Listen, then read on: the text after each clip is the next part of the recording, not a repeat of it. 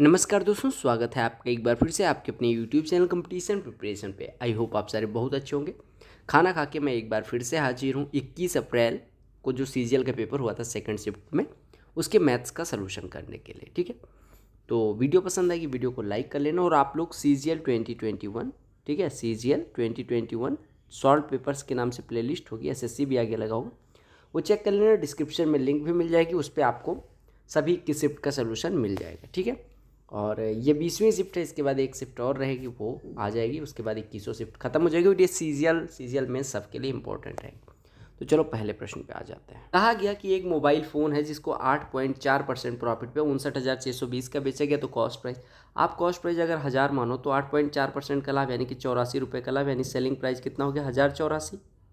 और 1084 बराबर आपको दिया कितना गया 59,620। तो आपसे पूछा कितना गया, इस 1000 की वैल्यू पूछी गई। तो 1000 कितना हो जाएगा, बट्टे में 1084 जाएगा और गुणे में 1000 लग जाएगा। बोलो क्लियर है। अब आप क्या करोगे, 4 से काट दोगे, 4 से काटोगे तो 5, ये 271 हो जाएगा।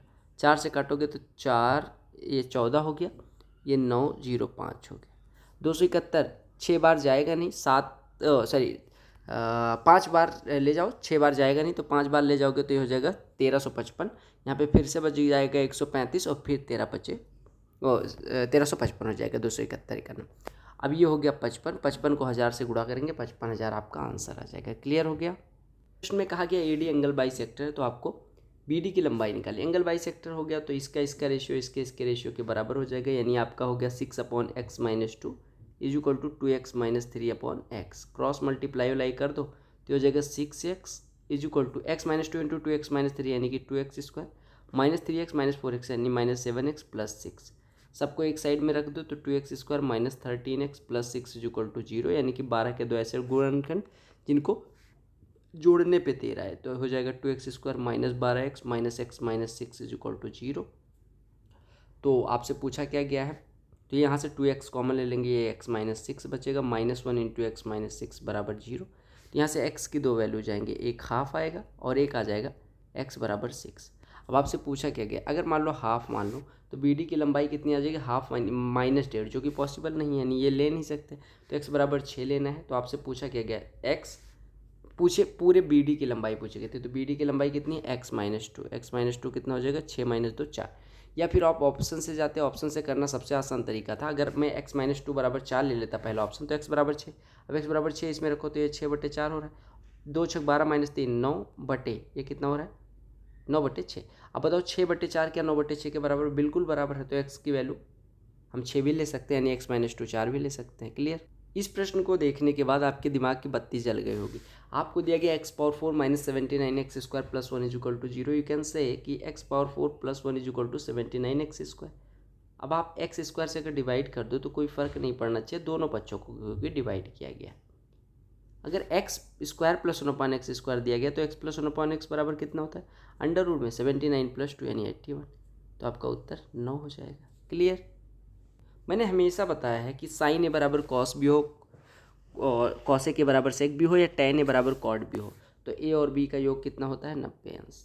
कोई ए की वैल्यू लो और बी की वैल्यू लो, दोनों का योग अगर 90 हो रहा है तो कॉस ए के बराबर सेक भी हो जाएगा। हालांकि सिंप्लीफाई करने वाले प्रश्न को स्पून फीडिंग नहीं करनी चाहिए मुझे कि बार बार मैं बताया जा रहा हूँ, ये आपको खुद से करना चाहिए, बट फिर भी देख लो। देखो यहाँ पे ऑफ को सबसे पहले सॉल्व करोगे तो ये 3 6 18 तो 20/3 लिखा हुआ है, 20/3 यानी 2 7 14, 2 धाम में यानी कि 50/21 लिखा हुआ है। इतना 50/21 आपका लिखा हुआ, 50/21 से डिवाइड करना है 25/7, 50/21 से यानी 21/50 से गुणा कर दो तो 25 कम 25 2 × 50 7 3 21, यानी इसकी वैल्यू हो गई 3/2। और 3/2 ऑफ 4/3 लिखा है, यानी 4/3, 3 3 कट गया, 2 दूनी 4 यानी इतने की वैल्यू हो गई 2। ऐसे अगर हम इधर सॉल्व करने हैं तो 5 से 1/4 यानी 21/4 को डिवाइड करना है 7/2 में, यानी 2/7 से कर दो गुणा, 7 या 21, 2 दूनी 4 यानी 3/2 इसकी वैल्यू हो गई। 3/2 का 5/12 में गुणा कर दो यानी 15/24 हो जाएगा। देखो 15/24 और 15/24 में से 3/16 घटा लो तो एलसीएम हो जाएगा 48। यहाँ पे 2 से गुणा होगा 30, यहाँ पे 3 से गुणा होगा 9, तो 30 - 9 21/48 यानी 7/16 इधर दिया गया। अब 7/16 इसकी वैल्यू आई, 2 इसकी वैल्यू आई थी। 7/16 में अगर 2 से डिवाइड करेंगे 7/32 आपका उत्तर हो जाए। क्लियर। कहा गया कि ये जो ग्राफ है, ठीक है, ये आपको दिखाता है कि कितने से कितने के बीच में मजदूरी पाने वाले कितने हैं, जैसे 400 से 450, 450 से 500, 500 से 550 ऐसे। देखिए what is the ratio of total number of workers whose daily wages are less than 450, यानी जिसका 450 से कम है उनकी संख्या यानी 30 का अनुपात निकालना है उन वर्कर्स से जो 650 या उससे ज़्यादा पाते हैं, कितने हैं 35। तो 30 और 35 का अनुपात 5:6:5 हो जाएगा, 7 हो। देखो इस प्रश्न को करने की चेन मेथड कोई कहेगा, कोई ट्री मेथड कहेगा, कोई मेथड कहेगा, लेकिन अगर मैं आपसे सजेस्ट करूं तो आपको बेसिक से जाना चाहिए। आपसे कहा गया 62,500 रुपये पे 2 साल के लिए 12% पर एनम के हिसाब से अगर 8 मंथ पे कंपाउंड इंटरेस्ट लगे तो ब्याज कितना हो। देखो आपको मैं एक चीज़ बताता हूँ अगर 12% 12 महीने के लिए है तो 8 महीने के लिए 8%, यानी रेट ऑफ इंटरेस्ट हो गई 8%। और 2 साल में कितने 8 महीने होंगे, 2 साल मतलब 24 महीना, 8 या 24 यानी n बराबर 3। तो 62,500 टोटल अमाउंट कितना बनेगा, 62,500 इंटू 1 प्लस आर यानी 1 प्लस 8/100 यानी 1 प्लस 2/25 यानी 27/25 का होल क्यूब, इतना बनेगा। इसमें से 62,500 घटा दोगे तो ब्याज आ जाएगा, यानी 62,500 हमने घटा लिया, समझ लो, और कॉमन ले लिया, ठीक है। अब यहाँ पे 62,500 लिखा है और हर बराबर कर लोगे तो 27 का क्यूब माइनस 25 का क्यूब यानी a cube minus b cube, तो होता क्या a minus b into a square plus b square plus a b, ठीक है, और डिवाइडेड बाई 25 का क्यूब लिख दो।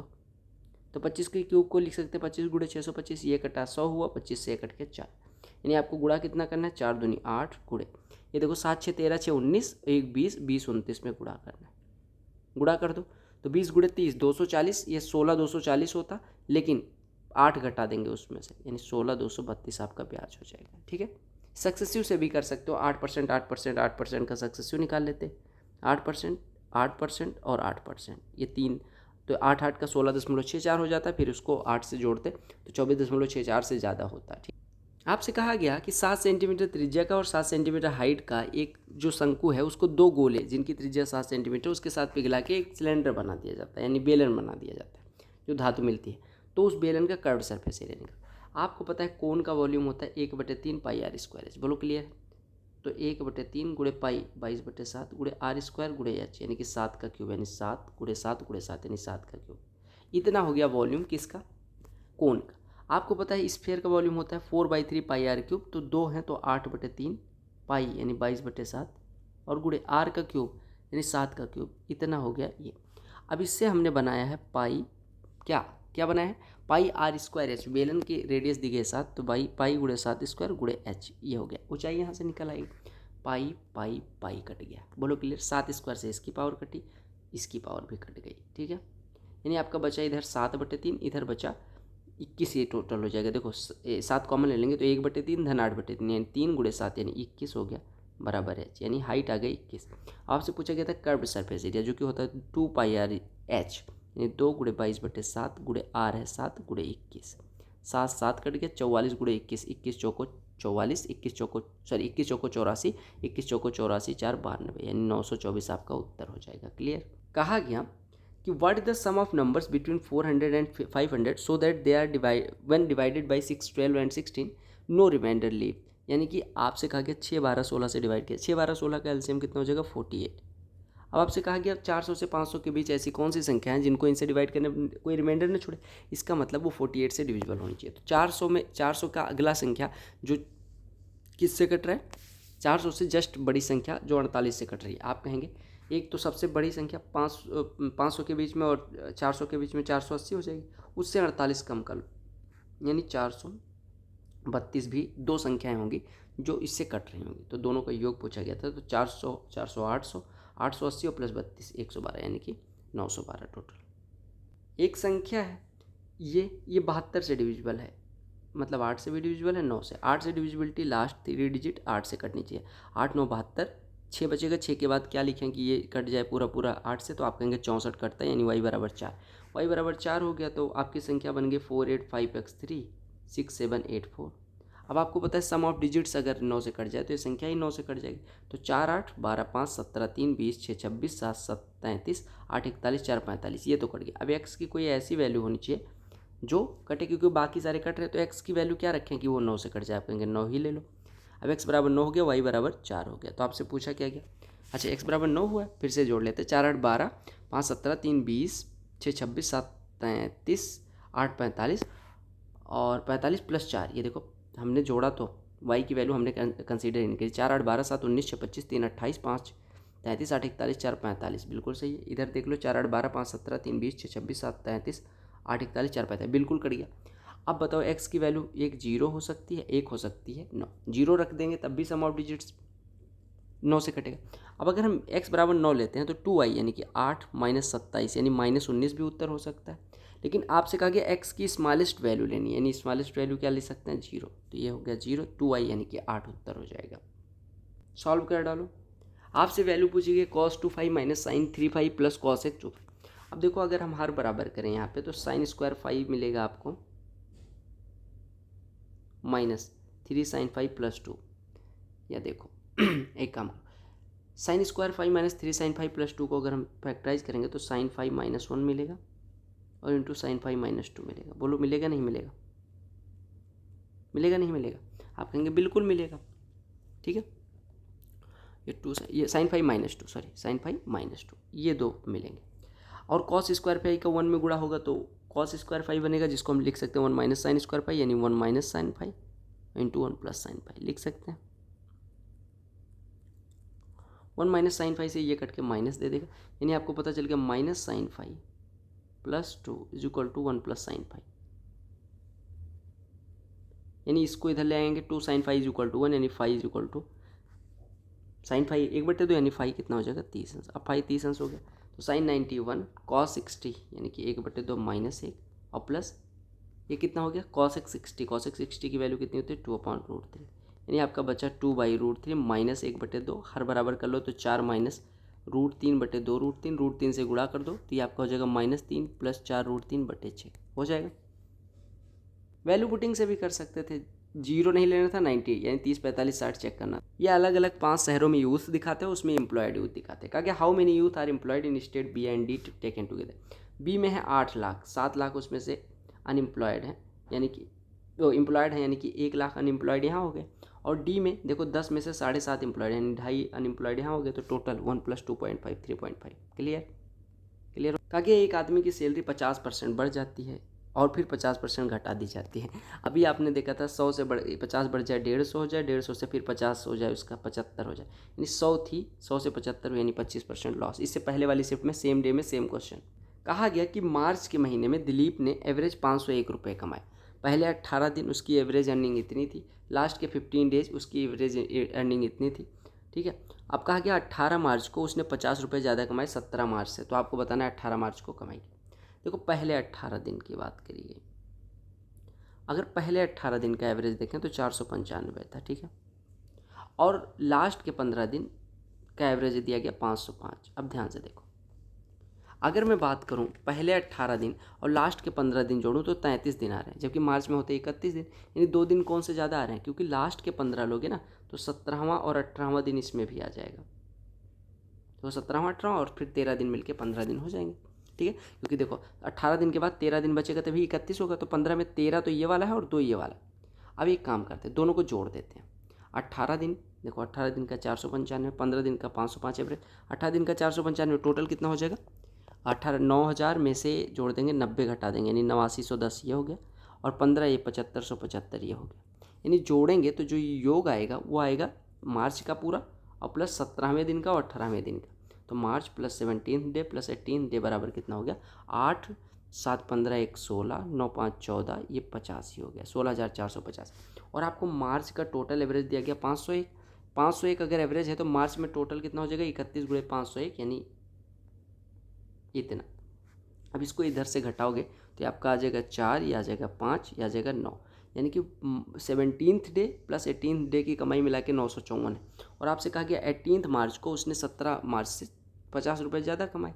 ठीक है, तो 18 मार्च को अगर हम बात करें 17 मार्च को माने x, तो 18 मार्च को उसने x + 50 कमाई, यानी x + 50 बराबर 954, यानी कि 2x बराबर 904, यानी x बराबर हो जाएगा 452। अब x बराबर 452 तो 18 मार्च को x + 50 यानी कि 502 कमाता है।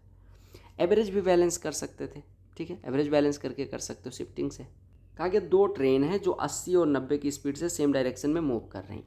उन्होंने एक दूसरे को 3 मिनट में क्रॉस किया। अच्छा 1 मिनट, पैरेलल ट्रैक्स में सेम डायरेक्शन में। ठीक है, कहा गया the trains crossed each other in 3 minutes. Okay, if the length of one train is 230 metre तो अदर ट्रेन। अब देखो अगर एक ट्रेन, देखो एक ट्रेन ये है, दूसरी ट्रेन ये है, इसकी लंबाई 230, इसकी लंबाई L मान ले रहे हैं, ये एक दूसरे को, ये 80 से चल रही है 90 से, कौन सी क्रॉस करेगी? 90 वाली, क्योंकि 90 वाली पीछे से आके इसको क्रॉस कर जाएगी, 80 वाली तो कभी ओवरटेक कर ही नहीं पाए।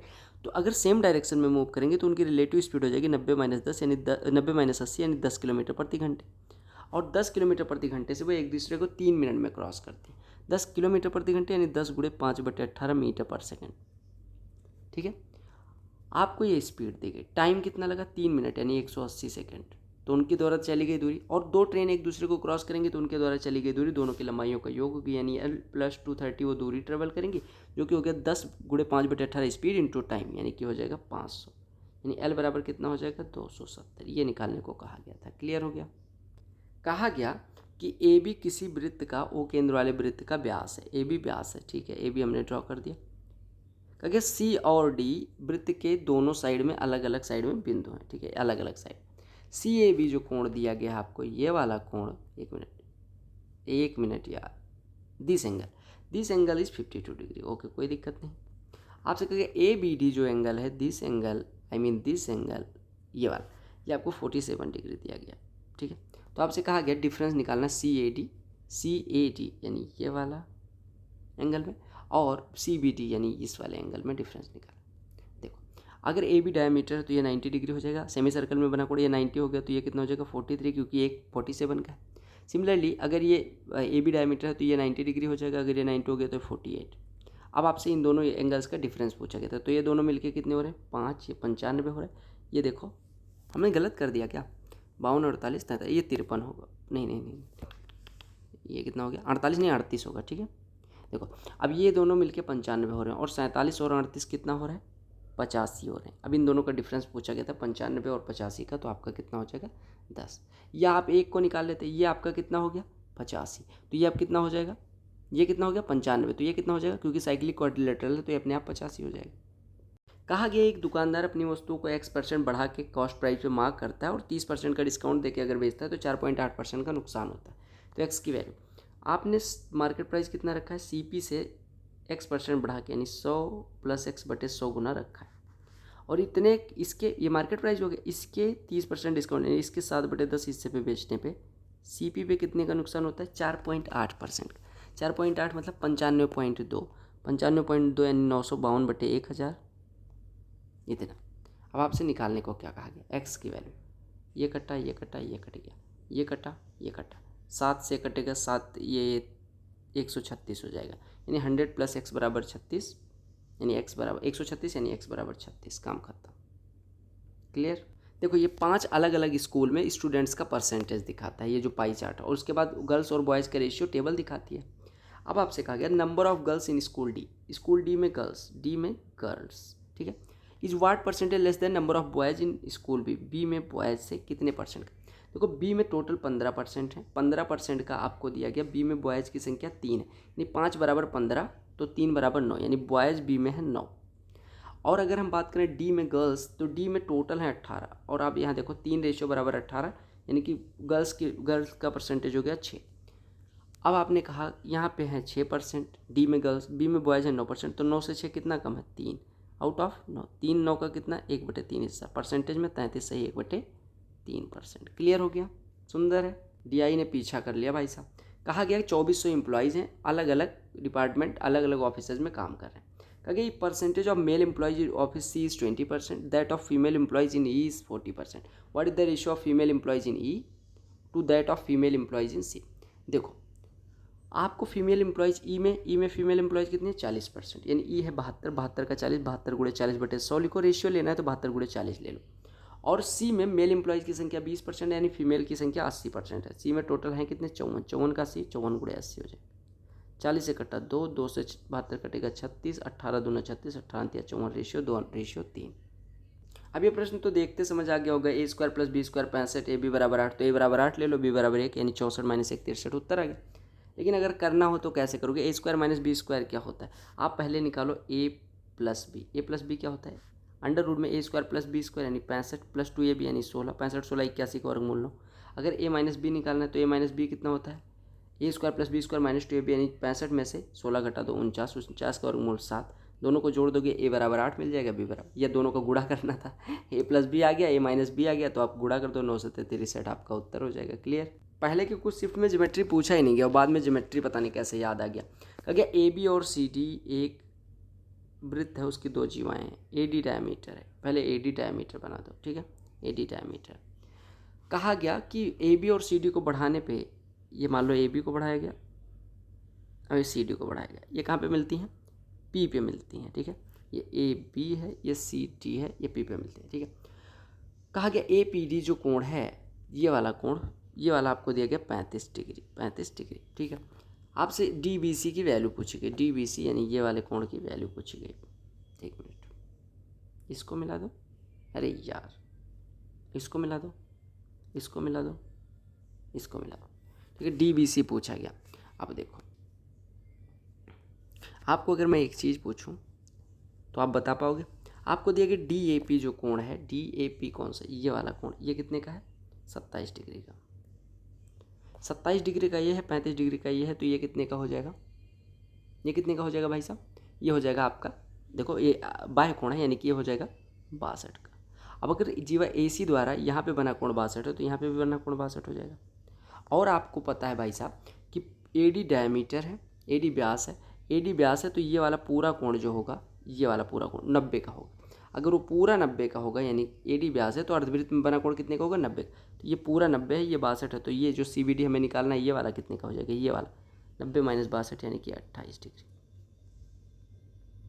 एक टायर है भैया, वो हो गया पंचर, ठीक है। कहा गया पहला पंचर 45 मिनट में खाली कर सकता है टायर को, दूसरा पंचर थोड़ा और स्लो है, धिम्मड़ है, वो 90 मिनट में खाली कर सकता है। कहा गया दोनों एक साथ काम करें, तो आप कहेंगे दोनों एक साथ काम करें, तो 45 गुणे 90 बटे 45 धन 90 यानी 135, 45 तियाँ 135, 3 से 90 कटा 30, उत्तर क्लियर। कहा गया एक त्रिभुज है जिसमें अलग अलग साइड से परपेंडिकुलर ड्रा किए गए हैं, ठीक है। और परपेंडिकुलर जो है मतलब ए बी सी डी से अलग अलग, मतलब परपेंडिकुलर में एक थोड़ा सा फिगर बना के क्लियर करता हूँ। ये आपका ए बी सी कोई ट्रायंगल है, वो क्लियर है। ए से परपेंडिकुलर इस पर ड्रा किया गया ये वाला, बी से परपेंडिकुलर ड्रा किया गया इस पर ये वाला, और सी से ड्रा किया गया ये वाला, ठीक है। और तीनों परपेंडिकुलर पी पे काटते हैं, ये मान लो डी है, ये ई है, ये एफ है, क्लियर। अब आपको ई पी डी यानी ये वाला कोण दिया गया, हमेशा याद रखें, क्योंकि ये 90 है, ये 90, ये दोनों 180, तो अगर quadrilateral E P D C में आए तो ये दोनों मिलके 180, तो बाकी दोनों मिलके भी 180, यानी कि अगर ये सी है पूरा कोण, तो ये 180 माइनस सी होता है, यानी आपको 180 माइनस सी बराबर 110 दिया गया, यानी सी कोण सी बराबर हो गया 70 डिग्री। अब कोण सी 70 हो गया। अब देखो ट्रायंगल ए बी सी फिर से बनाओ, ये मान लो ए है, यहाँ नीचे मान लो, ठीक है, ए बी सी। आपको पता है ये हो गया, ये हो गया, ए का बाइसेक्टर और बी का बाइसेक्टर एक क्यू पे मिलते हैं, यानी ये, यानी अगर क्यू की बात करें तो क्यू इन सेंटर होगा, और इन सेंटर पे बना कोण ए क्यू बी बराबर होता है 90 प्लस सी बाई 2, सी बराबर 70 है, 70 का आधा 35, 35 प्लस 90 यानी सी क्यू बी की वैल्यू 70 का आधा 35 और प्लस 90 125। पार्टनरशिप से भाई साहब बड़े प्रश्न आए हैं। कहा गया ए बी पार्टनरशिप में घुसते हैं, 3:5 के अनुपात में इन्वेस्ट करते, बोलो क्लियर है। कुछ महीने बाद ए ने अपना पैसा वापस ले लिया, पूरे साल के अंत में इनको जो प्रॉफिट में रेशियो मिला वो 2:5, तो कहा गया ए ने कितने साल के लिए इन्वेस्ट किया, कितने महीने के लिए, बी 12 महीने के लिए, ए का मान लो एक्स महीने के लिए। जो प्रॉफिट में रेशियो होगा वो 3 × x 5 × 12 जो कि दिया गया 2:5। आप देखो 5 12 60, 60 बराबर 5 यानी कि 1 रेशियो बराबर 12, तो 2 रेशियो कितना हो गया 24, यानी 3x कितना आना चाहिए 24, यानी x बराबर कितना हो गया 8, यानी ए ने कितने महीने के लिए इन्वेस्ट करा 8, क्लियर। लास्ट प्रश्न इस सेकंड लास्ट शिफ्ट का, कहा गया 18 मीटर लंबी लैडर है, सीढ़ी है, जो एक वॉल पे रेस्ट करती है इस प्रकार से कि वॉल के साथ 30 अंश का कोण बनाती है, तो ये दूरी पूछी गई। अगर 30 के लिए बात करें तो ये वाली भुजा क्या है, परपेंडिकुलर, ये क्या है हाइपोटेन्यूस। परपेंडिकुलर और हाइपोटेन्यूस में रिलेशन कौन बताता है, साइन। साइन 30 कितना हो जाएगा हाफ, बराबर कितना हो जाएगा परपेंडिकुलर अपॉन हाइपोटेन्यूस, यानी x बराबर कितना हो गया 9। तो आपको कौन दूरी पूछी गई थी, दीवार से सीढ़ी की दूरी, दीवार ये है सीढ़ी ये, यानी x की वैल्यू पूछी गई थी, क्लियर। तो भाई दीज वर द 25